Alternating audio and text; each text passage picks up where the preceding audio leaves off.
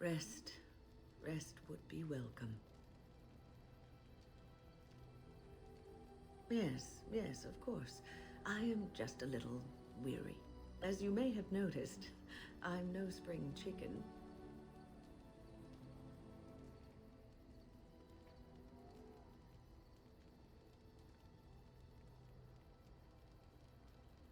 Thank you. You're very kind to say so. But in all honesty, I do not know how many years I have left in me. I have lived for such a long time, but there is always something else to do. And I have to keep going in order to do it. I think I will be glad when I am done.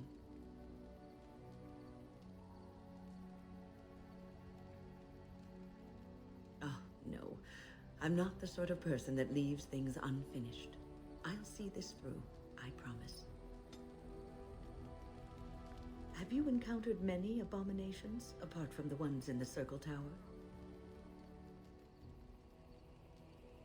You are younger than I, and your nerves yet have some steel in them.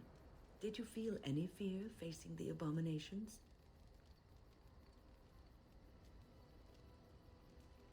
The first time I saw an abomination, my blood turned to ice. It was months before the nightmares stopped. It was the knowledge that I could easily become one of them that frightened me the most.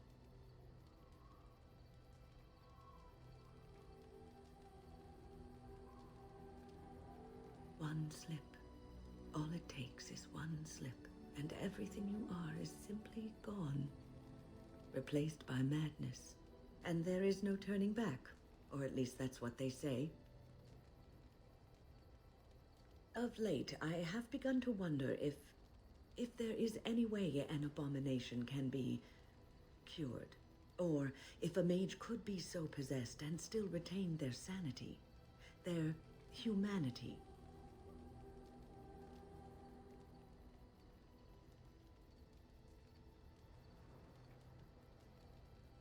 I suppose that old adage remains true. Prevention is better than a cure. So, tell me, how did you become a Grey Warden?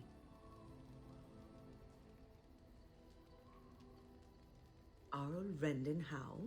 The Arl of Amaranthine? Why would he do such a thing to you?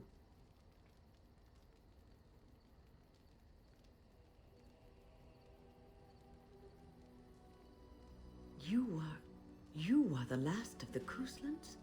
I had no idea. My lord.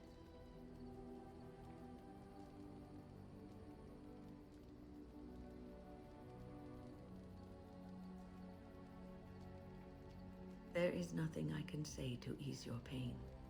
I am sorry. Take heart, dear friend. You survived, even when you were not expected to. We do not know yet what lies in store for you, or the name you carry. It is not so bad, is it, being a Grey Warden?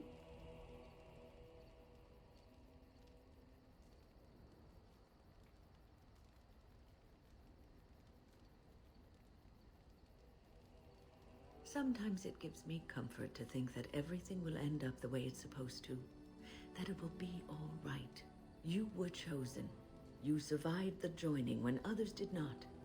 Perhaps it was meant to be. I must ask, what does being a Grey Warden mean to you?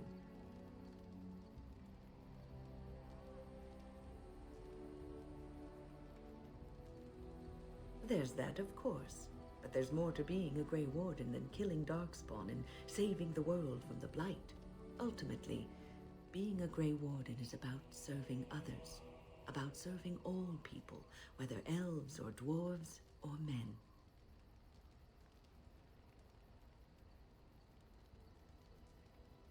As a Grey Warden, you are a guardian of men, and you guard them because their continued existence is more important than you are. Thus it is you who serves, not they.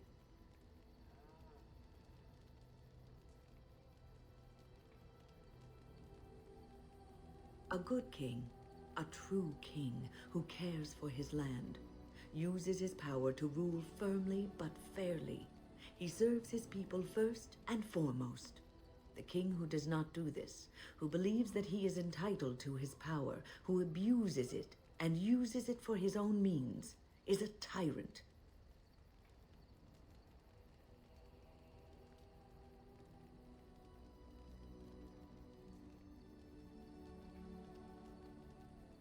If you live apart from others, and your actions affect only you, then you may do as you wish. But if you have power, influence, and strength, your every action will be as a drop of water in a clear, still pond. The drop causes ripples, and ripples spread. Think of how far they will go, how wide they will become, how will they affect the pond. But I've lectured enough for today. I should stop before I wear out my welcome. What's on your mind? Oh, yes, and thank you for asking. I'm feeling much better today.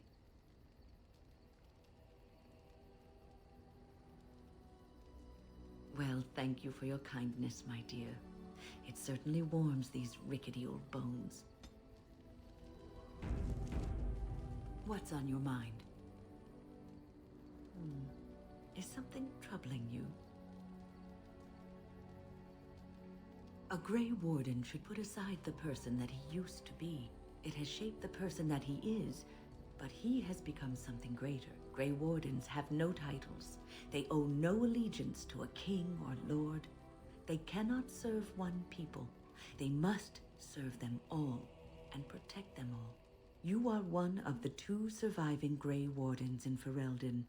You defend all of us, and much rests on your shoulders.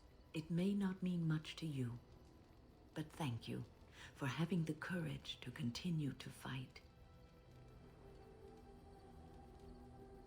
And that gives me hope. Have you heard much about the Grey Wardens of old? Griffins.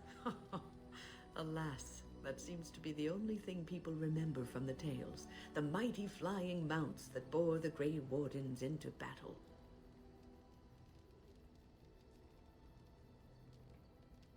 Unfortunately, they've all passed back into the Maker's hand. So that wish will have to go unfulfilled. It was said that watching the Wardens ride in on their white griffins was enough to rouse a weary heart and put the dance back in the step of an old man. The Grey Wardens were powerful, feared and respected, but they also inspired the common people. I remember a tale that was told to me many years ago. Maker's mercy, it's like talking to a child.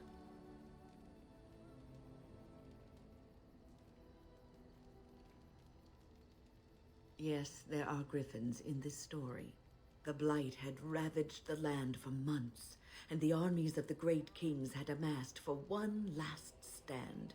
As the sun burst through the clouds that boiled and churned in the dark sky above, it illuminated a vast, seething horde of Darkspawn, with the archdemon at its head.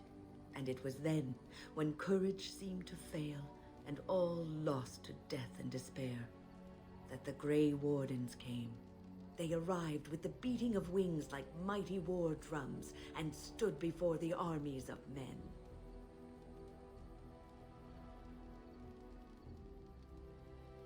Yes, griffins. Now listen to the rest of the story. The Grey Wardens, grim and fearless, marched forth, ever between the men and the encroaching Darkspawn. They formed a shield of their own bodies and held that line until the archdemon was dead, and the last Darkspawn lay trampled in the dirt. And then, demanding neither reward nor recognition for their sacrifice, the Grey Wardens departed. When the clouds finally rolled back, and the sun shone full upon the blighted ground, the great kings knew that they had lost no men, and none of their blood had been spilled.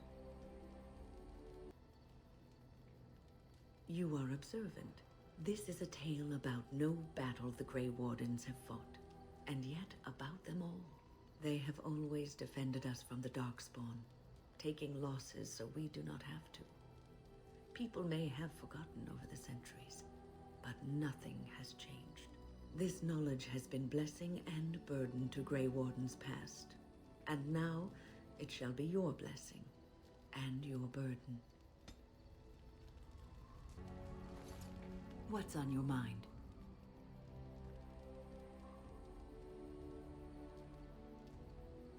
No, you won't.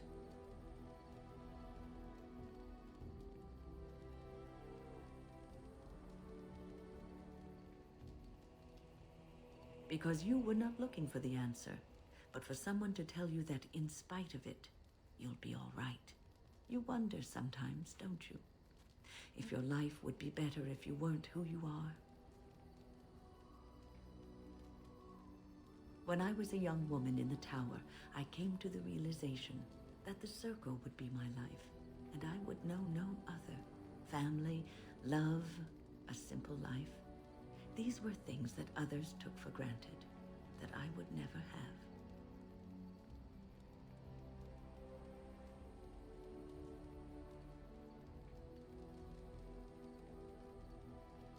It made me very moody. All I could think of was being trapped in that tower with no way out and no end in sight. I started hating my life and myself, and one night I found myself in the tower's chapel. I was seeking refuge, maybe answers.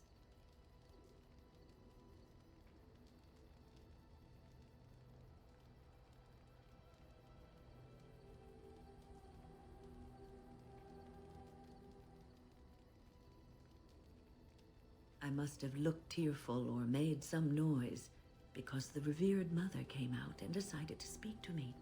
And because I had no one else to talk to, I talked to her. I must have said many silly things, but she told me that the Maker puts us all on our paths for a reason, and fighting our intended course is what causes so much anguish.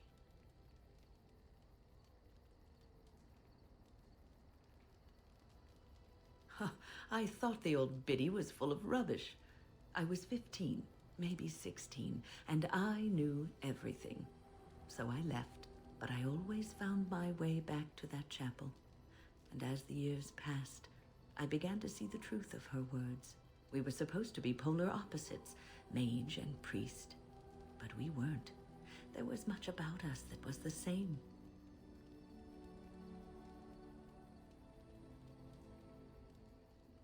The revered mother had lived in the chantry all her life, as I had been in the tower for all of mine.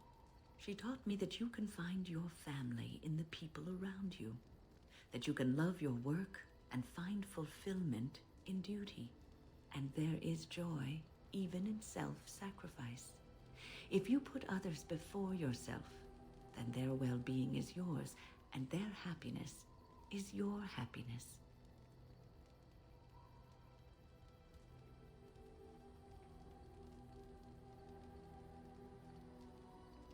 You can scream and cry and be angry about life as a Grey Warden, or you can accept it and allow yourself to see the good in it. This is your choice.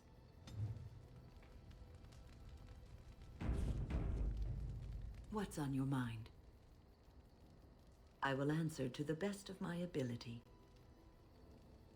The Circle is in good hands. Irving knows. For now, I will support those that battle the Darkspawn. I do feel I left things unfinished in Ostagar. There is so much left to do, and I would be part of it. The Grey Wardens, all 2 of you, need all the help you can get. And after that, if I am still left standing, then I will return to the Circle.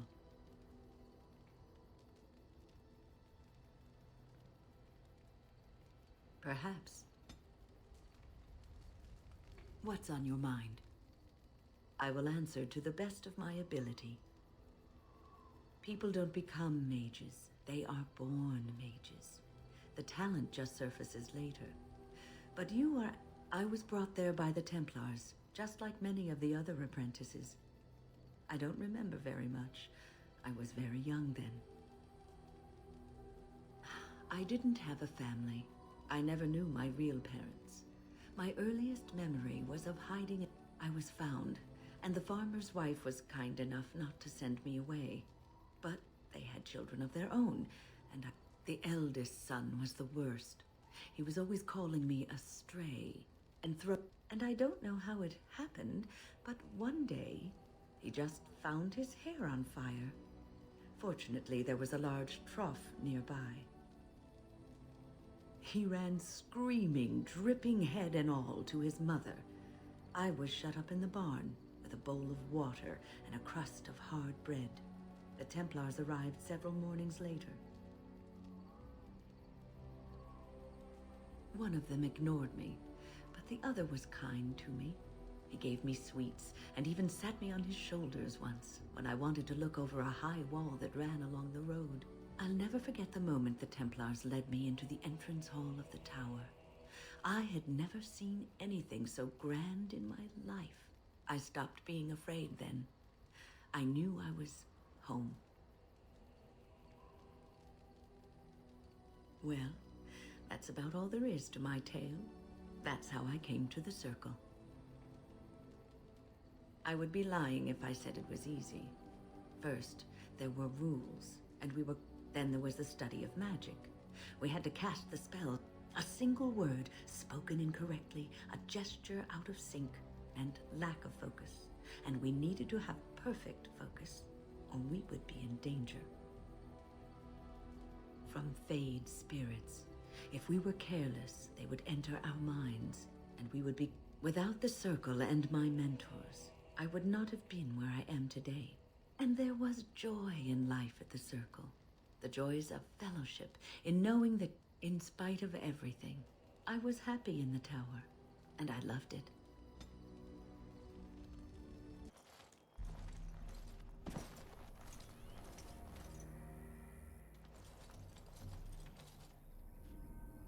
I fell.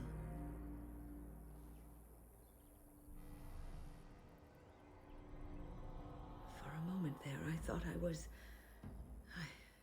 was all over. Everything. I will explain everything when we are back at camp. Now is not the time. Think I owe you an explanation for what happened earlier. You should know that something happened to me at the tower before you came along. You spoke to Petra, did you not? She told you I saved her from a demon. I did, but I did not survive that encounter.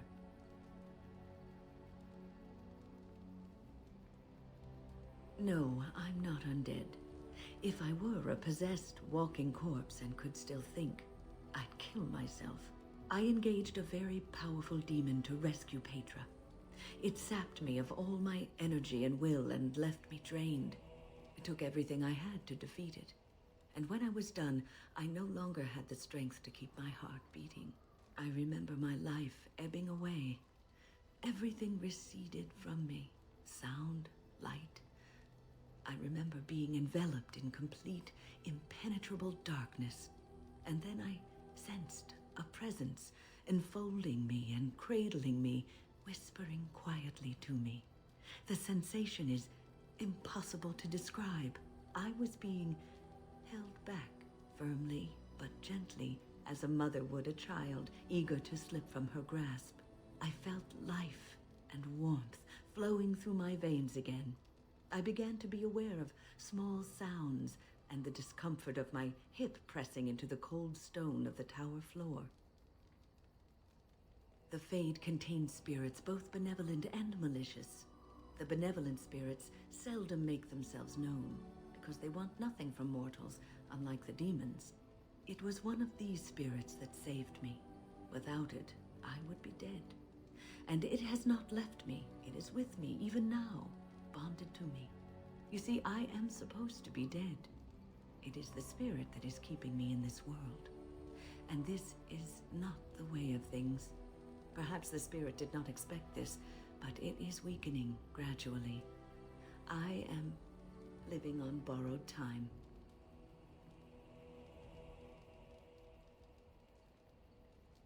Yes, that we will.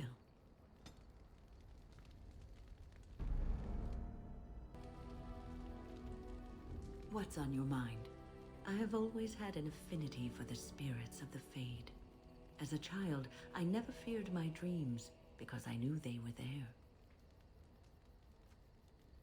I could sense the demons too, and their presence frightened me. It was the kindly spirits of the Fade that took the fear from me. I've always been able to feel the spirits, even if I never saw them. And as I nurtured, I began to notice every time I was in the Fade, whether it was in a dream or in magical practice, that I was being watched. I suppose they must. It is these benevolent spirits that create our dream worlds in the Fade. Sometimes I would see it, a glowing, nebulous form. Most times I would just feel its presence, gentle and comforting, but somehow alien. I think it is a spirit of faith. They have never been seen before, and perhaps I am wrong. But something tells me I'm not. It always felt like the same entity. This one spirit was curious about me, and was guarding me, for want of a better word.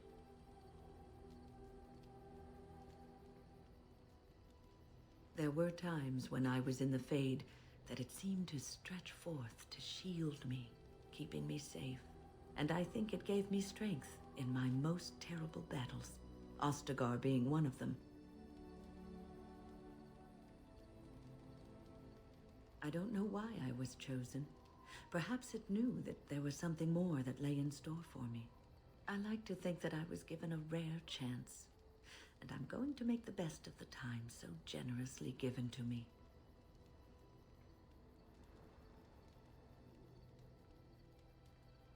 I will not lie motionless in a bed with coverlets up to my chin, waiting for death to claim me.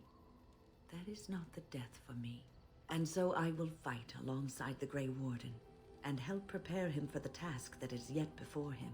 So you had better listen to me, because I swear, if I should fall before the end and you don't seem to be doing things properly, I'll get up again to give you a good finger wagging. You know, I think you'll be all right, even without my help.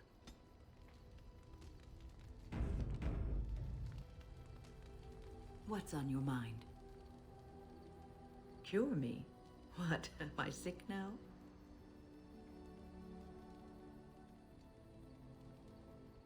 Even you know that you cannot cure the dead.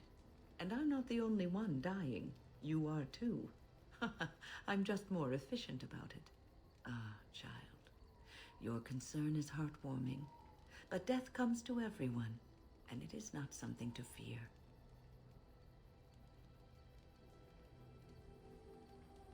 People fear not death, but having life taken from them.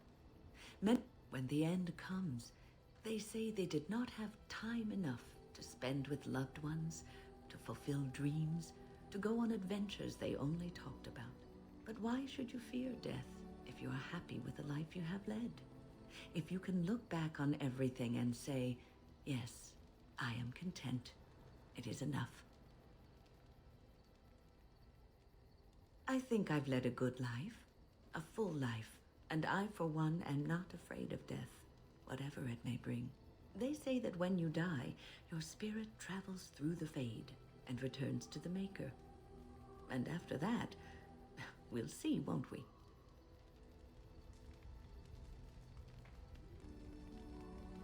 What's on your mind?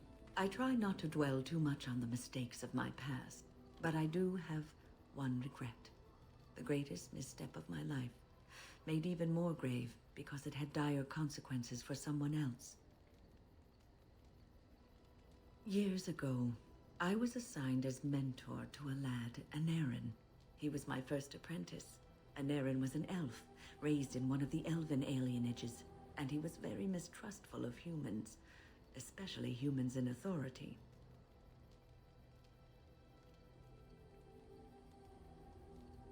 I was his mentor, an authority figure.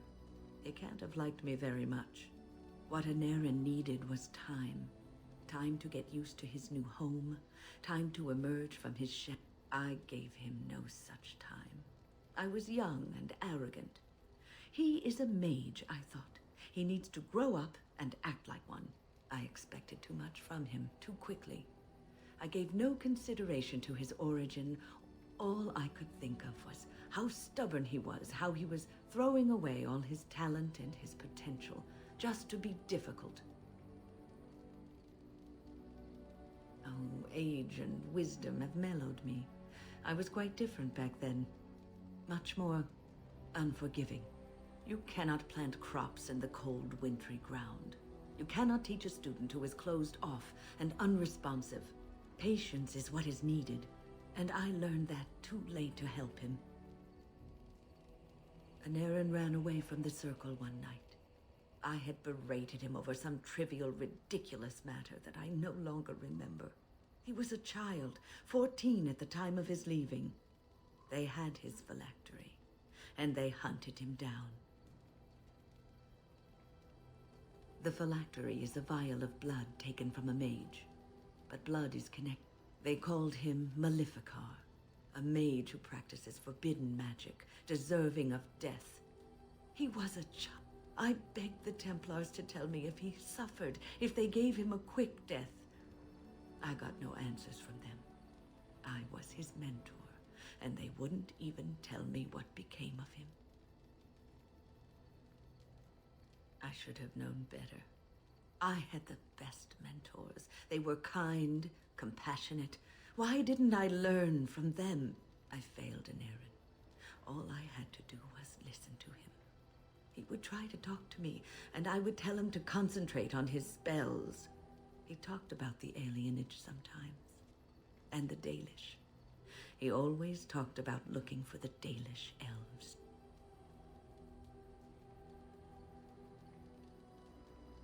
The Templars are well trained and thorough. That he still lives, it would be a vain hope. The apprentices that came after Aneurin benefited greatly from the lessons I learned from him. In a sense, he was my teacher, and I his student.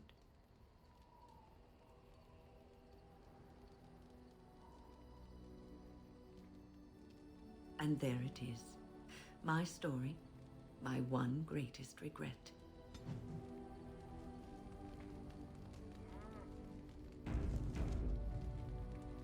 What's on your mind? I will answer to the best.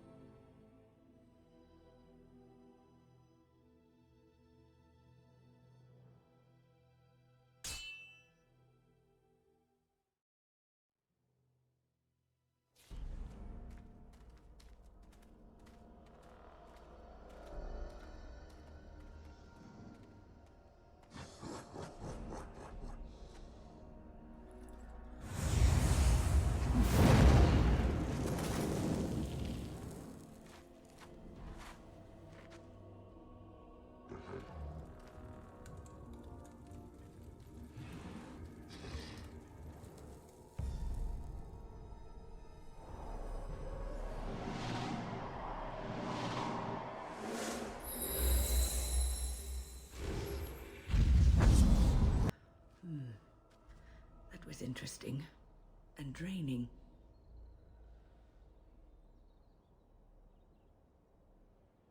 I called forth the spirit that sustains me so that it could lend us aid.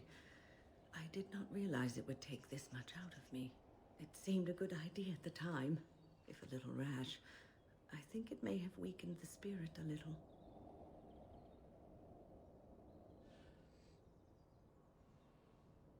Well, that's certainly conceivable. I suppose I shouldn't be using that particular trick to entertain children at parties. I promise I'll be careful. And thank you. Your concern is touching.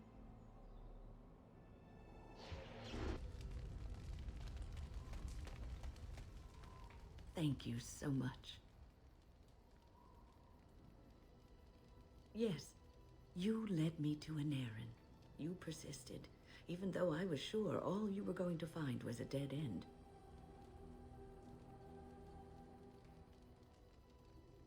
I will never be able to repay you for what you've done for me.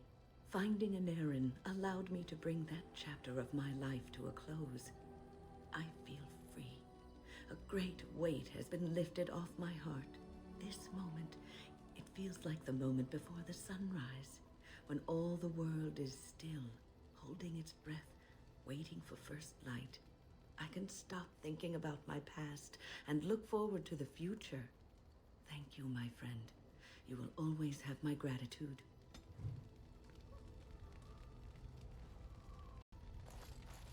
You're quite taken with each other, aren't you? I've noticed your blossoming relationship, and I wanted to ask you where you thought it was going. Leliana is a remarkable girl, sincere and guileless, and she has opened her heart to you. I would not like to see her hurt. You are a Grey Warden. You have responsibilities which supersede your personal desires. Love is ultimately selfish. It demands that one be devoted to a single person who may fully occupy one's mind and heart to the exclusion of all else. A Grey Warden cannot afford to be selfish. You may be forced to make a choice between saving your love and saving everyone else. And then what would you do? Nothing is certain. Not in these times. You cannot take anything for granted. I want you to be aware of this.